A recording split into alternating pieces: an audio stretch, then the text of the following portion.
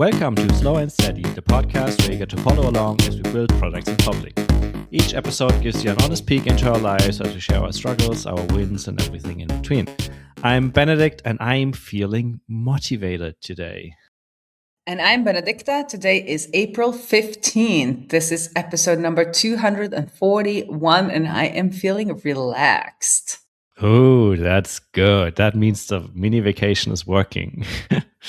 I mean, it turned out, I was like, oh, it's going to be a workation. We're just going to do vacation for the Easter days and then I'm going to be working. Yeah, no, that did not happen. Oh, it turned into an actual vacation, not just a mini vacation thingy? It is that's good. Lovely. Yes, we've been walking on the beach. We've been to the pool. I've read lots of books. We spent lots of time as a family. We went to the aqua show, water park. And we've been go-karting, or I didn't go-kart, but Lillian got to go-kart and she loved it. And she was like, can I compete in this? I'm like, I don't think we have the finances for you to go into motorsports. But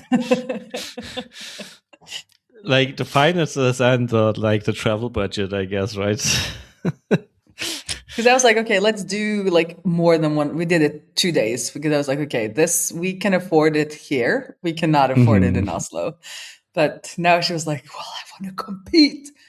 Like, well, then you have to come up with a sponsor plan and a business idea because get them started early. Because this stuff's expensive. But lots and lots of fun and lots and lots of relaxation. And I have another 2 days here all by myself. So after this show, everybody's going to be super jealous. I'm just going to go for a long walk on the beach and then have a drink and look at the beach and the ocean, maybe read a book and then walk back. How about you suggest that Lillian talks to the CEO of We about a sponsorship, and then she can just go go-karting and be like, "Wee" all the time. That is good because I had to Google it, and there is a go-kart thing in Oslo, and they do electric. Right, cars. I was about to ask. Yeah, like I feel like electric go-karts is the way to go, especially in Oslo these days, right? Yes. So yeah, maybe we'll see. Maybe that's a good idea. I'm gonna tell her about your idea. But so all of this, fingers crossed. Fingers crossed. This episode is going to be about you, Benedikt. I'm probably going to be able to say some things because I do, but you're motivated. That makes me happy for you. Yeah, I am. We shipped the serializer implementation that I've been talking about for the, I don't know, past 3, 4, 5 episodes. I don't know. It took some more polishing and we rolled it out yesterday. I want to say it was a smooth ride, but that's not quite true. I actually managed to bring down production for like 10 minutes or so because of that update. Because even though I did all of the testing and everything, turns out there was one issue that would only show up in production because of the way our Rails application eager loads dependencies and stuff like that. And in that particular combination, I had some test helpers built for this so we can like have some easier testing. And unfortunately, the eager loading meant that the test helpers would be loaded in the production deploy, but in the production deploy, the test framework isn't loaded. So it broke. And I'm like, well, crap. What's going on now? Luckily, it was an easy fix, and I feel like 10 minutes or so after everything was up and running smoothly again. And I keep thinking about like, what could have we done to prevent this? And the only feasible thing I come up with is like having a dedicated staging server because we don't have one at the moment. But then again, I already know that no one will use the staging server. So I don't know. Maybe I should figure out a way to. How much downtime time have you had other than these 10 minutes in the last year? I don't not much. Like in the grand scheme of things, I feel like the 10 minutes, yes, it sucks, but it's also not the end of the world. And I think we're still pretty reliable in terms of uptime. But still, like a part of me wants to figure out a solution to prevent stuff like this happening in the future. And one thing I'm currently considering is just having a step in our CI server that just boots the application in production mode or something like that to see if it comes up or not. I don't know. Not sure if that helps. But yeah. Did you see Matthias Hansen's post on LinkedIn? Because he wrote Not about sure. small team SaaSes holding themselves to too high of a Right. standard Too when high, it comes to yes. Uptown, because like GitHub and Claude and Cloudflare, like Right. these things go down all the freaking All the time. lately. Yeah. And then every fall we all go down because of AW East 1 or whatever. So it's good to have high standards, and I know that you have and Userlist has.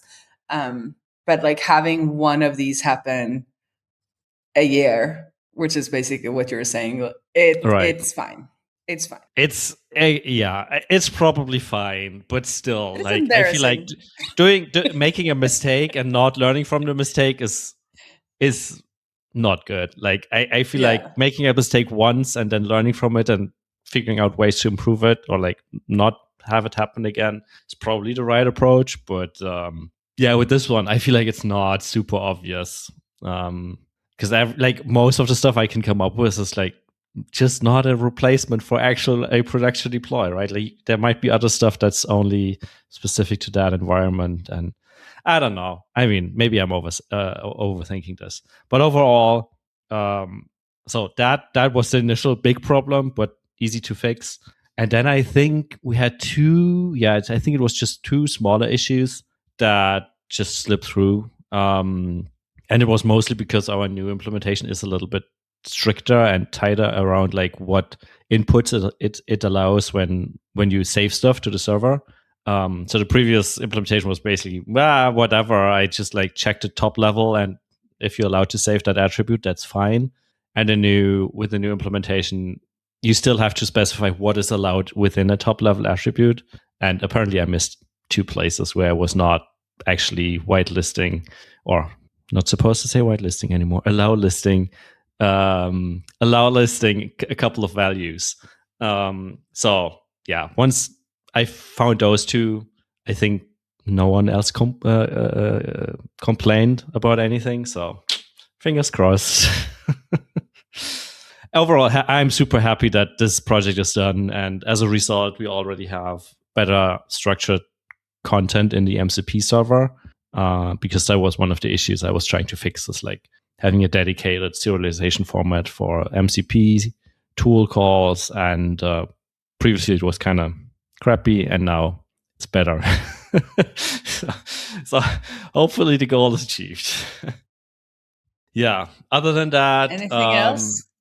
Other than that, we've been working on like I think I mentioned in the last episode that we had a goal of like redoing the theme support in Userlist, and like doing that in Q1. And we did some work, but we never shipped it. So we decided for this quarter to really double down.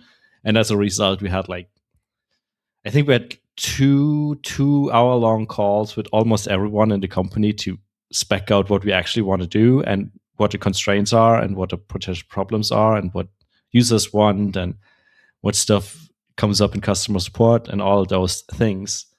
And we were going to have another one, probably yet again, a 2-hour call later today to discuss it more and really get a good grasp on what it is we wanted to ship, because I feel like that is one of the issues that prevented us from shipping it, because the goal wasn't clear enough. So we've been dabbling and we've been doing foundational stuff, which is still important because it unlocks all the other things. But still, when you then don't know where you want to go, it's still a little bit of a problem. So that's the stuff that has been going on in the past 2 weeks, and probably will keep me occupied for the next 2 weeks at least. But I think that the other thing we're going to talk about is stuff that happened last year. I just wanted to say though, what you kind of talked about there, where you spent like 2 hours on the call, you're going to do another 2 hours on the call to figure out like what what is it we're trying to solve, it's like such a clear case of where, the AI is not going to help you. We've talked Right. up AI a lot. Like, it can help you code, it can help you do this, and it could maybe even help you go through support tickets to figure out what users have been asking for. Right. But then in the end, you as a team have to figure out, like, where do we want to take this product? What do we want to maintain? What do we think people actually want behind what they're saying? And Right. all of those things. I just thought it was a really good example for like, yeah, anybody could just like AI up an emailing SaaS, which we all know Right. is not true. Did I send it to you? There's this like AI SaaS graveyard, some kind of tool where you can like put in your Death by Claude. Death by Claude, and I put in Userlist, and it was like almost died because you can just create a you can just ask Claude to send emails. I'm like, yes, no. It's one thing I've learned from you and maybe you Alceta is can, that, but well, not yeah. if you're going to be doing campaigns and it's going to be high volume and there's going to be, that's what I've at least learned from both you and the guys at Alceta. Like, email sending is not easy in bulk, or in like high as a service. It's a hard one. But I mean, if you have 10 customers and you just want to send some drip emails, for sure. Then your AI tool is going to do fine. That's what we've been telling people all the time, right? Like, if you have just like emailing 10 people, then Userlist is probably overkill. I mean, you could like BCC people at that point. You don't exactly. Yeah, right. you don't need any. So, because I'm actually on an email list of a musician, and they're gone full old school. It's just like a BCC thing with text, and I don't think they're even on social media. They're the new generation who are totally offline. But yeah, but over to the topic of the day, which is that I'm scrolling LinkedIn as you do on vacation, and you just casually dropped that you almost quit Userlist last year. Yeah, true. I'm not sure what made me decide to share this, but I guess, yeah, it's partly inspired by my post more on social media journey. This thought just came up that this might be an interesting story to share. And yeah, I mean, admittedly, it's a little bit of clickbait. Like, I don't think I was ever going to fully quit Userlist, but almost a year ago, I think it was in, I want to say June or something like that last year, I was really, really considering to take a longer break away from Userlist. And obviously I didn't. But yeah, it wasn't an easy decision. And before we talk about the details of that, I kind of want to talk a little bit about why I didn't talk about it on the podcast back then. Because in a way, this podcast is supposed to be, well, an honest peek into our lives, right? That's what we say in the intro.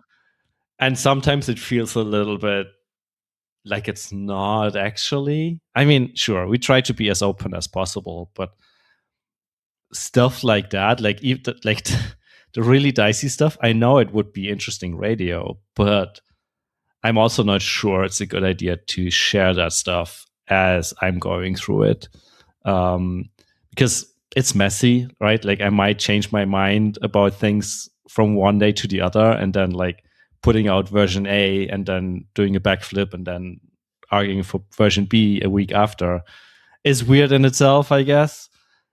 But what's most important in that whole thing is like, I was very careful about who I talk about. Who I talk to about this, right? That's the way to say it.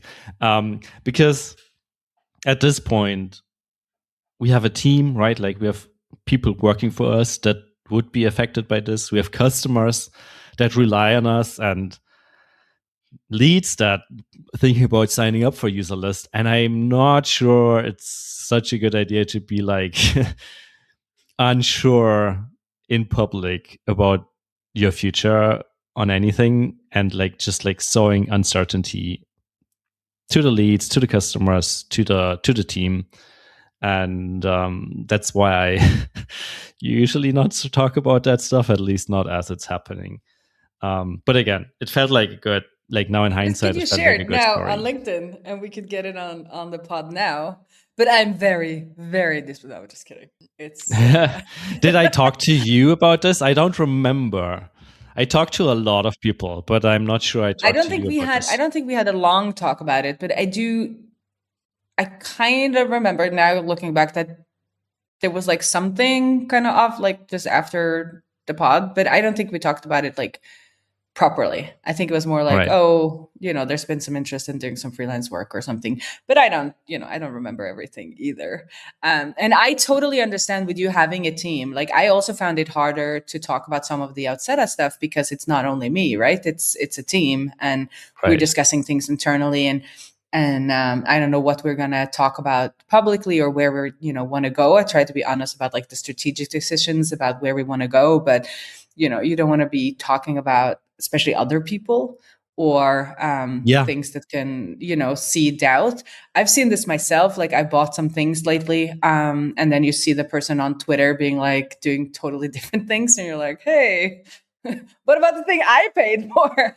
Right. And it can, so there's, and I've seen this in a lot of people where it's a lot of upside to being super honest and discussing everything in the beginning because you kind of get people invested in what you want to make. But then at some point, it's detrimental because you're at the size where a lot of the customers like are not that into the ups and downs. Like they just want a SaaS Yeah. What that just works, right? And They you just don't want want to, something reliable, right?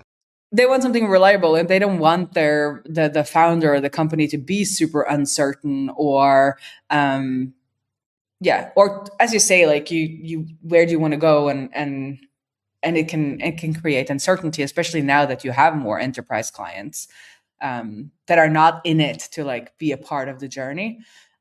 So I totally understand, and I think it's fun that we can like look back because we've had this before. I think there was something else you were working on where we talked about it 6 months later, and I think that's fine because you've been able to digest it, and it's not going to make things uncertain. And had you stopped, I guess we would have talked about it after the decision was made. It would be like, oh, I only Probably, work yeah. 20% at Userlist now, and like I work, and we're going to do that for 6 months, and then I'm going that we would have we can't be hiding. Right. Some stuff Hiding is hard to hide, right? Like, I mean, in this case, it probably would have been easy to hide it, but still, whatever. still. So I think that's Um, totally fair. But we need to note some of these things down for the future. I'm loving this LinkedIn, Benedict. Like I'm learning things that we can speak about on the podcast. yeah. Maybe I should be the podcast Benedict first. And like, yeah, we should maybe talk about this on the podcast first, and then make whatever. No, It no, doesn't no, matter. no, no, no. I think this It is a doesn't matter. good way to pick for me to scroll. Gives meaning to my scrolling. I mean, what's funny about this is like this has been probably my most successful is a weird term in terms of like social media posts, but that's definitely the post with the most engagement and the most reactions I've ever written on LinkedIn for sure, maybe even on social media in general, which now makes me wonder like should I be doing should I be airing more dirty laundry? But Mm. I'm not I sure think it's that's a good idea because either. I think it's because it's so relatable. If you are when you're in more closed communities, like this is the thing people talk about, right? Because at this Right. point, you you were thinking about it because I don't know exactly, but what did you write? Like what you said in the post, like there were some reasons you were thinking about it at the point, at that point, Right. that I think people find very relatable because it's like, okay, my SaaS is doing good. It's not awesome. How long are we gonna continue with good? When do we know it's gonna be awesome? And also maybe like a little bit, I don't know if that was your case, but like a little bit boredom, like if you've done the same thing you're working on the same problem. It's like the serializer, again and again. And then it's like, oh, now there's issues with those emails providers or whatever. Like it's, and that's what Right. makes it really good. But at least personally, I get bored, which every listener of this show has realized. But you're better at sticking it out. But I think, it had been a couple of years because you're in year what with Userlist now? Year 9, eight or Exactly. 9. Yeah, we started Yeah. 2017, end of 17, so it's I guess year 8. I don't Yeah. know, but Okay, maybe so talk us through some of to your thinking because you had good notes exactly, here. maybe let's maybe talk about what actually happened for those who didn't see the LinkedIn post. So about a year ago, like, well, almost exactly a year ago, beginning of 2025, or like the first 2 quarters have been pretty tough on us in terms of cancellations. Not that like a lot of people were fleeing us in masses, but unfortunately, I think 3 or 4 of our largest customers at that time decided to churn or like to cancel for different reasons. Like very early in the year, there was one customer who I think they got acquired and consolidated their emails into one tool for the entire enterprise or whatever. And unfortunately, Userlist wasn't the one they picked. So they churned.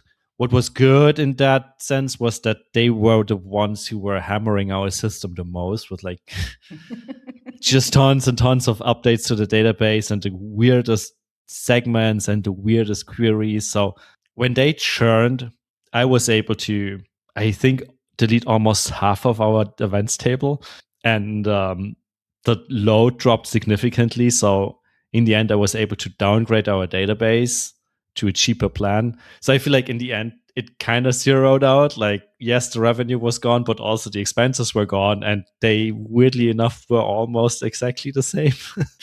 So, yeah, bummer, but wasn't too bad.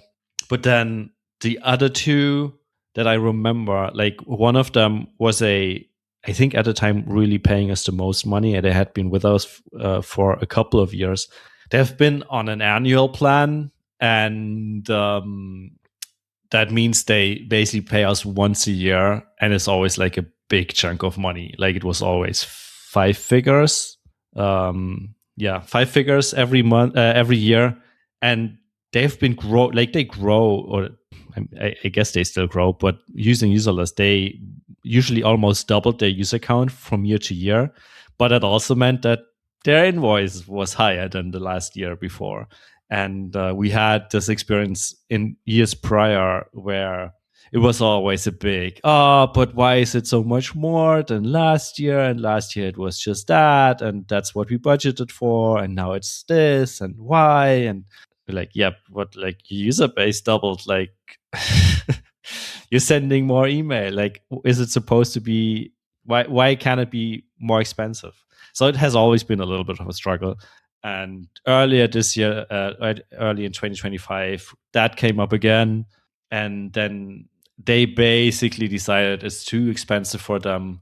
They also wanted to do more like multi-channel stuff with SMS. And I think they were talking about WhatsApp and stuff like that. And because they were also not our ideal customer profile, like they didn't quite match, like they weren't technically a SaaS. It was more like a B2C play. And I guess some of the features they asked for made sense for them, but not necessarily for everyone else we were serving. So we decided to be like, yeah, no, unfortunately, we're not going to build this for you. And that meant that they decided to switch to someone else. Which was a bummer. Like it was a big chunk of money that we were banking on to arrive in February or so, and then that didn't happen. They switched to monthly for a couple more months to prepare for the migration, which meant that our MRR was a little bit higher because they didn't get the annual discount and stuff like that. But ultimately, we knew that they were going to leave. And then on top of that, another one of our bigger customers, I think they were just shutting down the business. You can't argue with that, sure, right? So, yeah, anyways. Stuff happens. 3 of our biggest customers left. I want to say not because of our fault necessarily. I mean, you could argue a little bit with like, sure, maybe if we were the most amazing platform, maybe they would have consolidated all their tools into Userlist. They didn't for whatever reason, and the other customer just wasn't a good fit. But had we built those features, maybe they would have stayed. It is what it is. All in all, this meant that our MRR dropped by 15% or so, which is a big chunk. Like at the point where we are at, like back then, we were basically break even, maybe a little bit in the green, like making some profits on that. But that 15% drop meant that we were suddenly not profitable anymore. And unfortunately, that meant I mean, good thing that we kind of knew in advance that this was going to happen with that one customer who then paid monthly for a while. So we had a chance to prep for it. And one of the things we did is we cut our pay. Like Jane and I, we pay ourselves, obviously, from the company.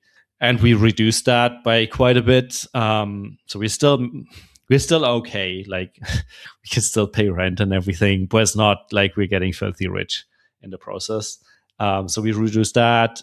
We unfortunately had to let a team member go because it just didn't make sense to have those expenses on top of that as well. And was there something else we did? No, I think that's it. Yeah. So all in all, we managed to get expenses to a level that would kind of match the MRR. So we were like still break even and coasting along, which was good because otherwise I think I would have been even more stressed out. But at least we knew like this, we could survive for a little while and we had some money in the bank, which helped as well. So yeah, we were coasting for a while. And unfortunately, even after 9 years of doing this, or like, I mean, I've been self-employed for, I don't know how long. I stopped counting, 15 years, something like that, 16 years. I don't remember, whatever. Unfortunately, to this day, my mood is still tied to MRR growth rate or like revenue growth. Oh my God. We've been talking about doing like, how do we feel coupled to like seasons? It would be so fun to do like your MR. We wouldn't need to like do the exact amounts, but just like do the graph and then is do it Benedict's growing emotions. or is it, exactly. Like that's exactly why I'm like, we should be doing this at some point. Because like intellectually, I know that the stuff goes through phases. There's ups and there's downs. Like, I don't know. Like, and it's just a number, right? Like, it's an important number, admittedly, but like, it's just a number. And especially once you're like at sort of break even, maybe even profitable, it starts to matter less and less. But weirdly enough, and I've talked to a couple, like I feel like it's not probably weird. no one is immune to this. And I even want to say that it's not as bad as it was, but still, like my mood, I'm not in a good mood if things are not growing or even declining. And I can tell that, and it sounds weird, but like when MRR is going down, I'm anxious. I'm more easily irritated. I'm more easily frustrated by stuff, and I notice it in my own reaction to a bug coming in or like an error notification or stuff like that. It like when MRR is going down and stuff like that happens, it feels like everyone's pounding down on you, right? Like sometimes like, I don't want to do this anymore. It's just me. I'm just going to walk, right? And so there was that aspect of it. And then my wife and I were, I mean, we still are like, we're thinking about like either buying a house, buying a little bit of land to build something and just like have our own property. And at the time, there was a listing for, I want to say one of the most, I mean, it sounds weird, but like one of the most amazing like plots, like close to the town she works in, close to the public transport, decently sized, like nice neighborhood, everything. Like it was really good.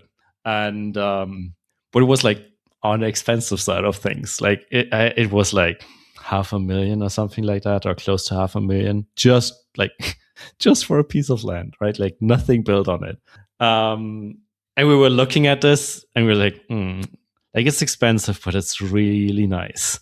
And after a couple of days, we were like, okay, let's like screw it. Let's just reach out to them, say we're interested and stuff like that. But turns out, even like 3 days after we saw the posting, it was gone. Right, like we were just too slow, and I'm sure things would have been different if we just had more money in the bank. Like, if you're like, life would generally be different if you had more money in the bank. Exactly, right? Like, it was one of those things where could we afford it? Maybe, but it was like it gave us some pause for a couple of days, and seeing that plus knowing that like I just cut my pay and stuff like, I was like, well, screw this. Like, I need to figure out how to make more money. And like in the past, my go-to plan B sort of was always to be like, should Userlist not work out, and it doesn't look like that's the case, like it's fine, but like should it not work out, I can always go back to either do consulting again, get a full-time job somewhere, or maybe if I'm super lucky or whatever, start a new company and do something else, right? But how, like, with how things has been going over the last 2-3 years in the IT industry and software industry in general, and, well, I guess world economy in general, is like there's more layoffs, mass layoffs, everyone's struggling, stuff's moving slow. I wasn't quite sure if that was still an option. Like, you're sitting there and it's like wondering, I have a plan B, but is that plan B even realistic?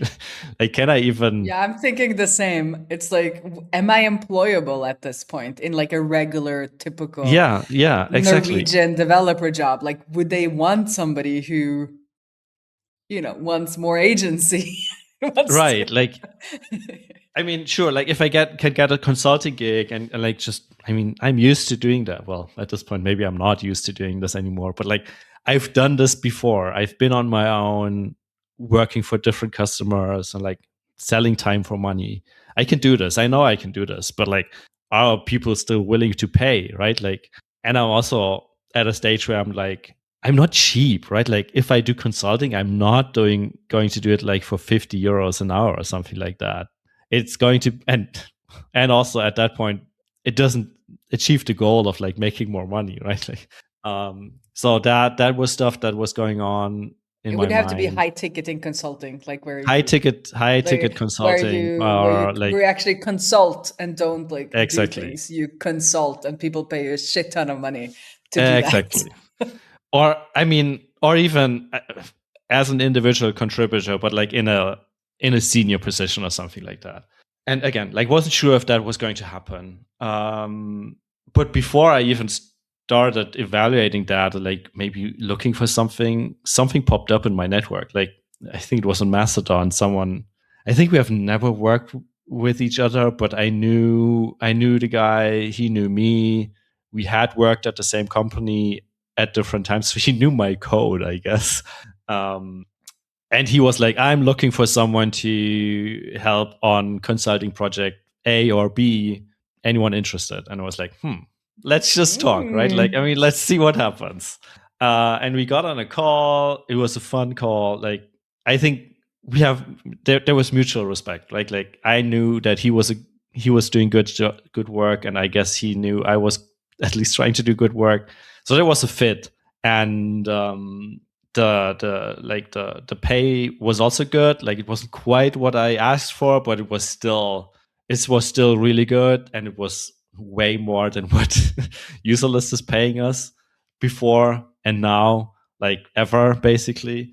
It was really good money, and it was an interesting project, or like two interesting projects. One was with like former colleagues, or the other one was with in like green energy sector industry, like solar panels, batteries, I don't know, stuff like that. Sounded like a fun project in an industry that's kind of interesting. But the problem was, and I guess rightfully, he wasn't quite comfortable with hiring me on a part-time basis, because he was like, I have deadlines to meet. This is a project that needs to get done. There's tons of work. I don't. We can't afford hiring someone who's then only like doing, I don't know, half time or like even less. And he was like, "Yeah, you either do this full time or close to full time, or it doesn't really make sense." And I get that. I think I would have been the same. And yeah, that's where my conflict started because I honestly wasn't sure what to do. Like on the one side, it was good, like it was super good money, like way more than we'd be paying us from Userlist for the foreseeable future. It would also allow me to like lower the stress on the company's finances, like Userlist finances. Like if I just step away for a while, I'd be paid less or maybe even nothing. So that would be good for the bank account and profitability. Yeah, that was basically the conflict I was in. And I started talking to people because like that's usually what I do. Like I try to make my own decisions. Like I try to not get super influenced by outside perspectives because I feel like that's an easy trap to fall into as well. Like just ask people for advice and then take on their advice pretending it is yours or like take on Or their have somebody to decision. blame. Yeah, and then have like somebody they to blame. advise. Yeah. Like you said I should do this and it was a bad idea, so therefore you are to blame. I don't want to do this, right? So I still want to make my own decision. But usually it helps to talk through stuff, like ask people for opinions, ask for their thoughts, and try to make up your mind based on that, right? Without relying too much on them, I guess. But I also find just saying it out loud makes you it's easier to get that gut reaction to your own possible decisions saying it out loud, or maybe even writing it. But I think even more saying it, like if you go to a trusted friend and you're like, okay, I'm thinking about taking like a 12-month break from Userlist, it, like when you say it, like your body, like your gut like reaction will be stronger than just thinking about it. Right. Like thinking about a decision, like at least I don't get a very strong kind of like gut reaction. And I think at the age and experience we're at, like that actually is something we should listen to. So it helps in that regard. If it's somebody you trust and kind of doesn't have like a lot of skin in the game in a way, because otherwise you might be reacting to them like having bad feelings around it. But that's why it's good to have, some people who are further away and who aren't impacted by your decision necessarily as much weigh in as well, because like your partner in business and your partner in life are going to have their side of their stake in the thing. Yeah, exactly. So I talked to a lot of people. As I said, like I'm not sure. Don't think we specifically talked about this in detail, but like whatever. No, I hope you don't take offense. Not offended at all. Anyways, I talked to a couple of friends. I talked to my wife, and I talked to Jane, my co-founder at Userlist, and all of them said, "Do it. Like, take a break, focus on the consulting gig, make some good money. The company will still be around afterwards, right?" And I think we were talking about like 3 to 6 months or so of being away. And your ownership stake would still be there. Ownership stake would still be there. Maybe a little bit of pay in that time, maybe not. Like we never got that far into discussion, but like, yeah. Anyways, a lot of people were telling me, yeah, do this. This might be a good way to get some new experiences, make some good money, take a break, take a breather, get inspired even, right? Like, I mean, if once you've been working on the same thing for like 9 years, it also gets boring in a way, right? Like, and you kind of also maybe lose touch with other things that are out there, and like maybe see some new code that you didn't write yourself and learn something new. So there were good arguments to doing this, and I'm still super humbled and grateful that even my co-founder was like, even Jane was like, yeah, you should do this. Like, this sounds like a good opportunity. Why pass it on? why pass on it? And there was, like as I said, like everyone was supportive of the idea, except for a couple, like two people. They are married, a married couple running their company together. I think you met them in Lisbon, right? Like Christian and Pia. I was visiting them because they're a customer and basically helping them on board. And then at the end of the day, I was like, "Hey, I have something I want to talk to you about." Like, I think I even told them before. I was like, "Heads up, this might be a longer evening because I have a topic I want to discuss with you." And those two were the only ones who were like, "No, you shouldn't do this. Like, you should stay focused on the company." And I don't want to say like don't want to say I took their advice and like ran with it, and no, can't blame them. Don't think that's quite what happened, but like they had some good arguments. One of them was like, for every new customer that you get, like it's not only like new customer for Userlist, right? Like if you double down, get new customers for Userlist, that not only increases MRR, which helps this company survive, but it also builds your net worth, right? Like the company's value goes up. Like with every new customer, let's say 1,000 MRR customer that you get, that's 12,000 ARR. And then not sure what the current valuations are, but like SaaS valuations, like, I don't know, 3 to 4x MRR or something like that. So that's like $36,000 to $48,000 worth added to the company. And then, sure, I don't know, I don't own 100%, so I think I own about a third, a little bit more. But still, like you grow this one thing a little bit, but the leverage on your net worth is quite significant. And if you start thinking about it like that, then sure, consulting gets you quick money, and maybe even short term the same amount. But this is a long term thing, right? And it compounds, so it kind of makes sense to focus on the product and grow the product rather than doing something else for the quick money, right? And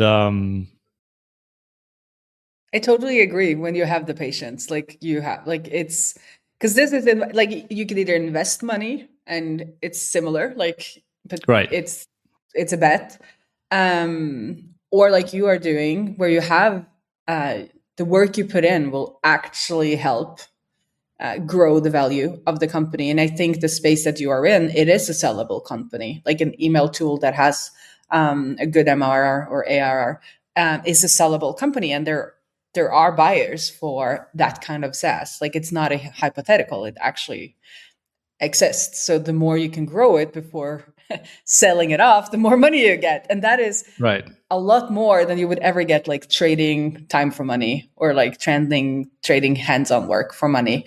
Like you get a lot of money right now, but there is a ceiling, and you hit that ceiling pretty fast, and it's a good living.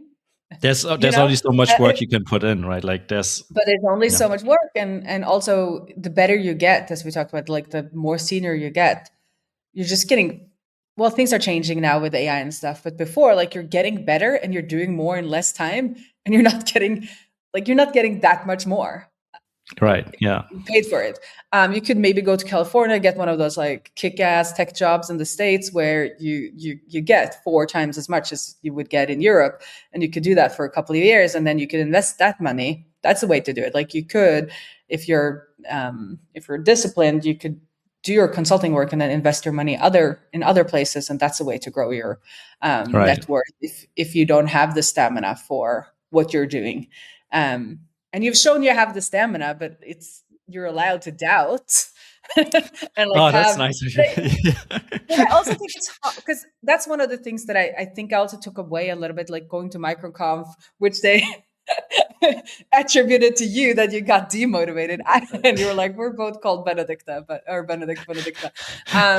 Is that it is hard work, and it is hard to keep the eye on the ball that there's a value in the company, right? Because Right, it's such an yeah, abstract number, but it's not really that abstract if you start looking into what is happening in like these companies buying up multiple implemented SaaSes and running them in these like groups. And so I think it's less abstract than we think, but it just, since you're not like getting that money right now, it's very, so maybe, maybe next to your MRR, you should have like in your own little spreadsheet, Right. have Track. what is my track your net worth, like how much ownership do I have here, and then have the lowest to the highest, so that you're looking. But I mean, it's going to go down when the MRR goes down, but it's not going to go down as much in a way. Like you're still going to have a substantial chunk of ownership in this company, Right. Yeah. so that you can see that, okay, yes, MRR is down 15%, but that doesn't mean I will never be able to buy a plot of land, because my it's still a substantial. Because I think, and if everybody talks about personal finance and investing in index funds, they're like, do not look, like look once a year. Yeah. Maybe If look you once keep a year. Yeah. looking, you're gonna get so like you're gonna be affected, and you're gonna want to sell, right? Because it's like, oh, it's down. And then you sell, but then it goes up, and you buy Right. at the wrong time, and like the whole point is to set it and forget it. And some people even say like have it in a different bank account, so that you have to log in and are in a different bank. So you have to log in and like, you have to jump through hoops to actually see this number. And I Right. think there is some truth to that. And just myself, even though it hasn't been tied to MRR, like when I have money in the bank, like my mood is better. I mean, ultimately, bank account growing versus declining. Yes, that's basically the same idea, right? Like once Yeah, it's but then steady I'm a or little too going up, much things are YOLO. nicer. Yeah. Yeah, but I'm more like a little bit YOLO. So then I use it, and then it goes down. Obviously, right? Yeah. Obviously, no, but it's money can't buy you happiness, but it can definitely buy a peace of mind, which gives you a better outlook on life, at least for me. Yeah. So Yeah. yeah, but so you decided to stay. Yes, I think it took like 2 weeks, 3 weeks, and I know, like, I vividly remember that I've been, yes, let's do A, or yes, let's do B multiple times. Like I thought I had made up my mind multiple times in this. But eventually I made the deliberate choice to double down on Userlist, to stay focused on Userlist and not take on any side gig on consulting or anything like that. And in the end, like the net worth discussion was one aspect of this, obviously. But I think what was more important was trying to put myself in the shoes of the team, and especially Jane as my co-founder. And it was like trying to figure out what it would feel like and what it would be like if roles were switched. And I mean, who knows? Like, what if? We'll never know. But I have a feeling that if I were in Jane's shoes and she would be just gone for like 6 months and expecting me to just keep going, sure, like I don't think I would like ruin the company in that time. But would I be as motivated to like put in the effort and show up every day and work hard to grow this thing, to get new customers, to make it a better product, to make it stay, like, I don't know, like, would I be willing to put in the same amount of effort I'm putting in today, knowing that it's a team effort and we're in this together, if that wasn't the case? Like, if one of us was like fooling around elsewhere, making good money elsewhere, and I'm sitting here with this thing that needs, like, with this rock that needs pushing up the hill, right? Yeah. And I was like, I don't, like, I can see myself slacking off and maybe, yes, sure, showing up, keeping the lights on, but I'm pretty sure that, I mean, I'm pretty sure that's maybe an exaggeration, but I think if I would have gone away for 6 months or so, I think the company would be best case in the same place as before, MRR wise and overall stability and everything, or probably even worse. Like, I don't think with just one of us like pushing up the rock up the hill, I don't think stuff would have improved, right? Like, I don't think it would have grown. I don't think it would have gotten better. So yeah, there's that aspect. It felt like a bad idea to leave her alone with this. Like, not that I don't trust her, but like, I hope you get what I'm trying to say. It's like, Oh yeah, and I know that you lean a lot on each other to get through. Like, you might be down a little time, for a while, and she yeah, might be down exactly, for a while, and then you that's why you have a co-founder, and you can like lean on exactly, each other. But I was gonna say, I think like why she understood, and like your wife and a lot of people understood, is that I think the people who are close to us like see. I don't know if you're like this, but like they hear more about my struggle, right? It's because those are the people you complain to, right, and maybe they don't hear about all the good things always, because it's harder to kind of convey. When you're happy doing your work, you're just like coding away and you're happy, and then when you're not, you're like, oh, it's never going to go anywhere, and blah blah blah blah blah. So they're going to be right, more. They're going to be more like you take that time, you need that, like, yes, relax or whatever, and or they're more attuned to kind of that personal need. But I think what you found with Pia and Christian is that they are outside and they can look at the company and they can look at their life like a little bit more objectively. They haven't right, heard the complaining necessarily, or the toll that it's taking on you personally, or what other people feel like it's taking on their personal, and they can say like this is our take on a business decision, and then you have to bring your whatever personal. If you were like dreading getting up every day for 6 months, like, yeah, do not continue this job or like right, this company, uh, even if it's going to grow your net worth, because it's not, or at least I don't think it's worth it to like have a crappy life right, for a payout 10 years down the road. Like, Ula's dad died at 59 and my mom died at 67. So it's like, I'm not never going to make that decision. But if it's like, oh, it's a little bit up and down, and I'm having, a couple of days here where MRR is down and it's winter and right, blah blah right, blah, right, then right, yeah, it's good that somebody can remind you that yes, but this is the business case, and we right, can look at the business case, and then we can think about the personal side. But I think the people closest to us look more on the, like, I've seen you've been down, or like I've heard your complaint, or and then you just have, like, I have, these were not, but for me, I have neighbors and good friends who, whenever I complain about anything, it's, why don't you just get a regular job? and It's then like, you're immediately no. like, no, why? I never. No. It's like, I should also be allowed to complain about like things in my life, without the solution having to be get a typical life, Right, because there's so many upsides, and just me having a bad week doesn't mean a normal job would be the solution. But that's their go-to, because that's their life, and I think it's hard, for them, to understand, like, wanting to live in the uncertainty that I do, because I'm more like in the consulting fractional, I don't know what I'm going to call myself these days, but it's project based, I guess.